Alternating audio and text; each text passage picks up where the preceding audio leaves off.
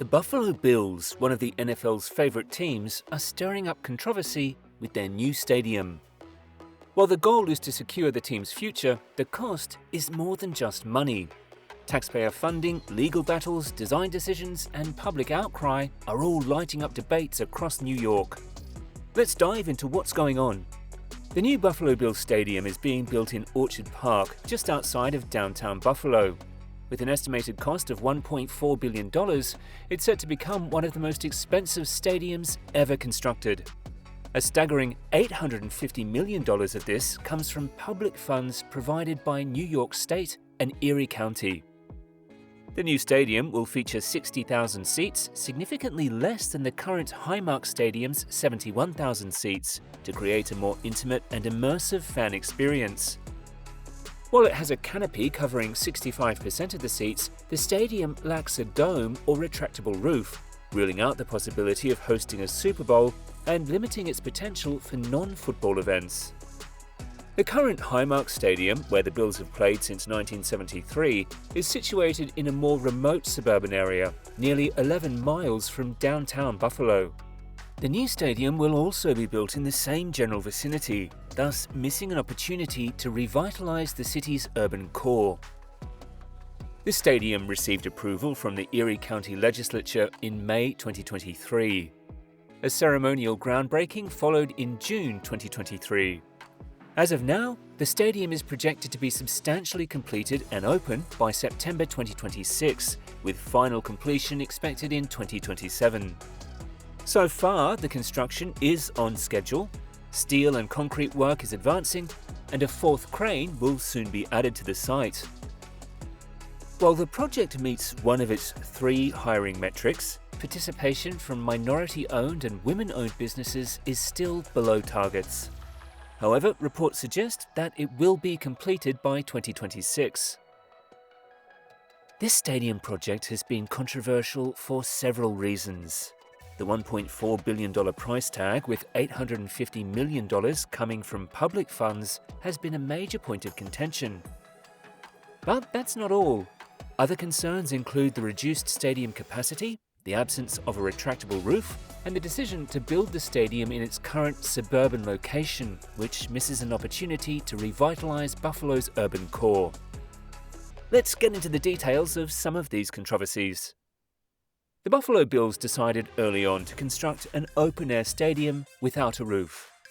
This decision was based on cost considerations and fan preference. As it turns out, adding a retractable roof would have increased the stadium's cost by approximately $298 million, pushing the total to nearly $1.7 billion, a financial burden the team and public officials were unwilling to take on.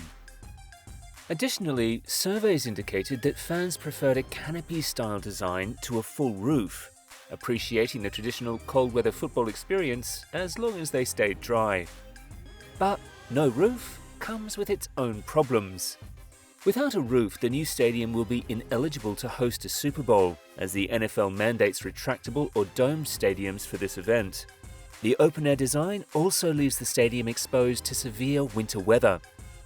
Recent incidents, such as a playoff game postponed due to heavy snowfall, show the challenges posed by snow accumulation in seating areas and on the field. This exposure can affect game schedules and fan comfort, particularly during the harshest months.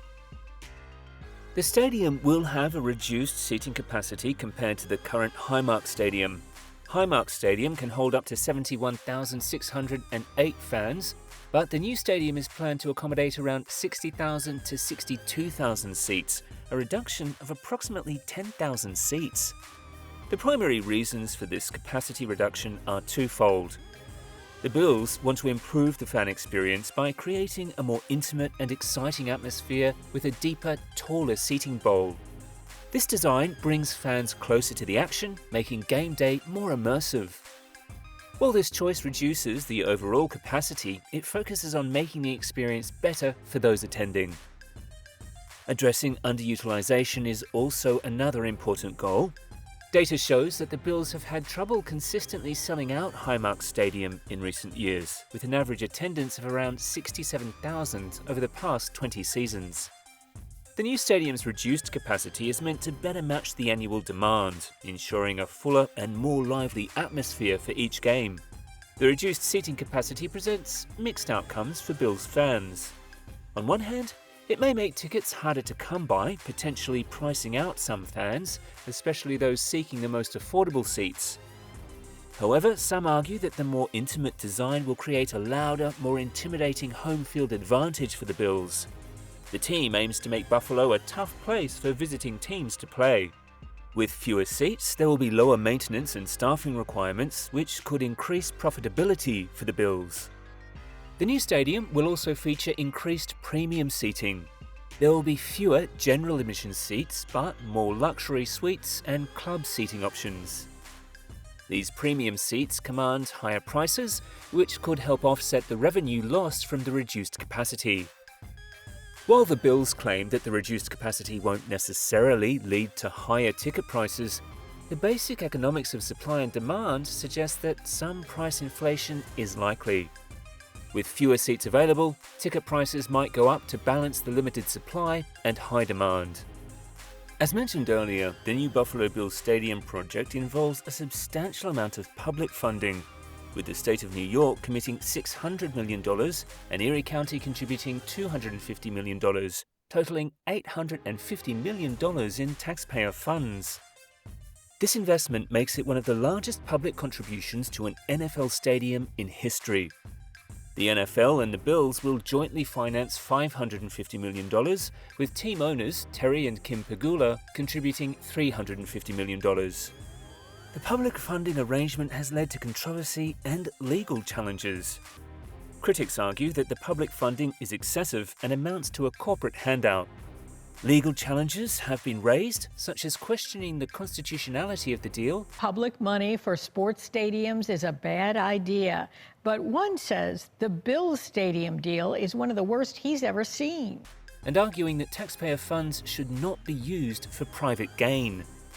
These lawsuits claim that the arrangement violates principles meant to prevent public resources from benefiting private entities disproportionately.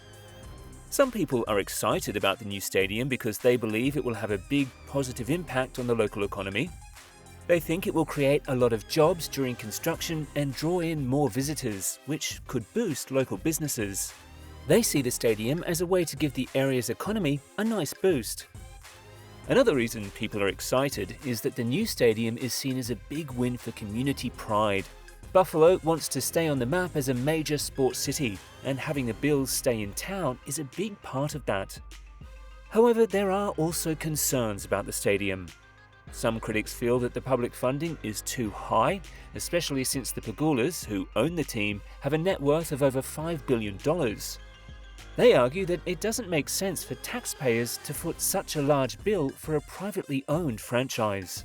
Another issue that comes up is the lack of transparency around the deal. People have raised questions about the timing of the announcement and whether there might be some political motivations behind it. They feel that the public didn't have enough say in the decision-making process, which makes them wary. Other than that, some critics point out that the benefits of the new stadium might not be shared equally. It's being said that the main winners are the Pegulas and the NFL, while many taxpayers might not see much direct benefit from the investment. This sense of unfairness is a big reason why some people are not on board with the funding plan.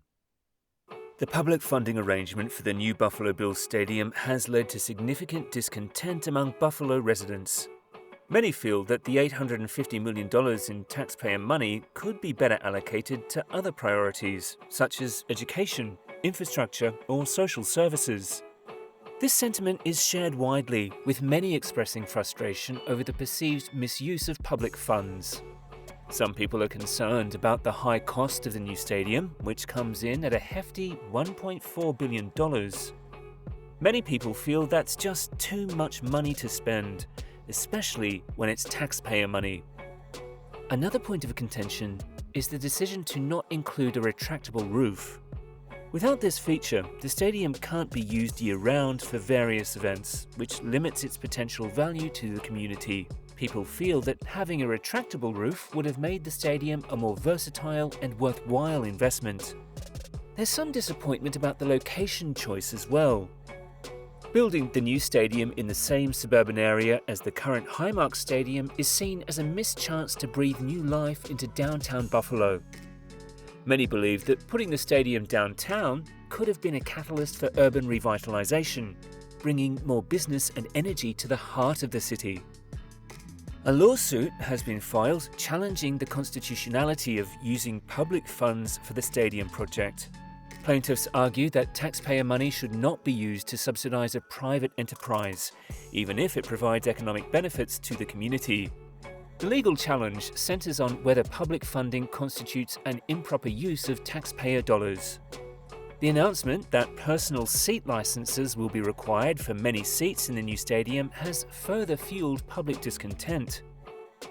PSLs, which are one-time fees that can cost thousands of dollars per seat, are in addition to regular season ticket prices. This pricing structure has angered many fans who feel they are being priced out of attending games. The cost burden of PSLs, combined with the already high cost of tickets, exacerbates the frustration among the fan base. All in all, the stadium, despite being a big project, is facing controversy at many levels. However, as the construction is going on, it looks like it'll be completed by the given deadline. And that was all about Buffalo's new stadium. Like, share and subscribe for more updates.